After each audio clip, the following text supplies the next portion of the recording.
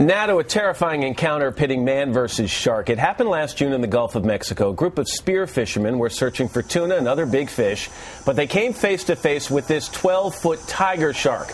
When it charged, one of the divers, Craig Clayson, swam to the rescue, touching off a 2-hour struggle that ended with the shark dead. Craig Clayson is here along with DJ Strunz, who took the photos, and Ryan McInnes, who was filming when the shark first charged. Guys, good morning. Morning. Good to see you all in one piece. This is something. This really is. I mean, first of all, spearfishing. You're free-diving spear fishermen, right? That's what right. exactly does that mean?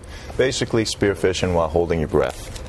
No scuba gear, nothing like that. Mask, snorkel, fins, and spear gun. This was kind of the end of the day, right? You were just about ready to wrap up when this shark appeared. Just give me a sense of where you all were when you first saw this shark. Well, go ahead, Ron. We'd had a productive 4 days on the water, and we were wrapping up our trip, and a couple of our guys had gotten out of the water already.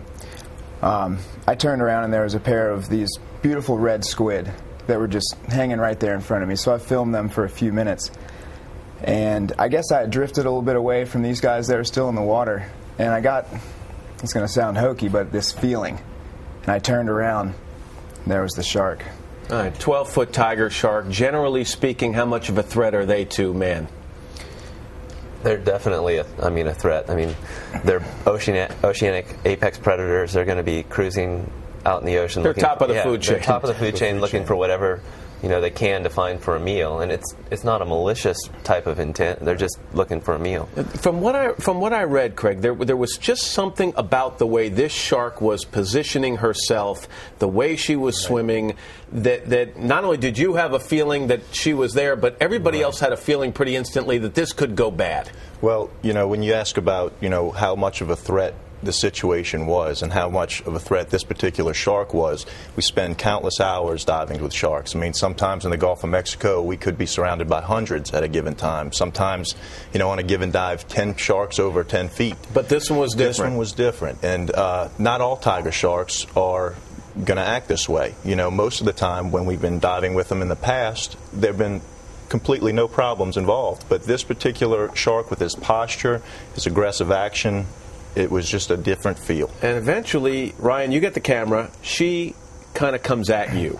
First of all, I would have dropped the camera. I wouldn't have been recording at that moment, but you were. That's not the first time I've heard that, Ryan. There was no reason for the shark to come in aggressively at me. We've spent, like Craig said, our entire lives diving with sharks, especially in North Carolina. Swimming with sharks isn't a new thing. I turned around, and she comes straight in at me, so I did what any filmmaker would do. I pressed record. Yeah, right. And I was trying to posture aggressively, because that's what you do when a shark is coming at you, and swim towards it. I pushed the camera towards the shark, and it turned at the last second, thankfully. Yeah, eventually you end up getting between the shark and the camera, and you realize you've got to do something, and you speared it. I did. You shot it. I did. Now, a 12-foot tiger shot, one shot does not kill that shark. Is that correct? Those animals have been designed and have changed very little in just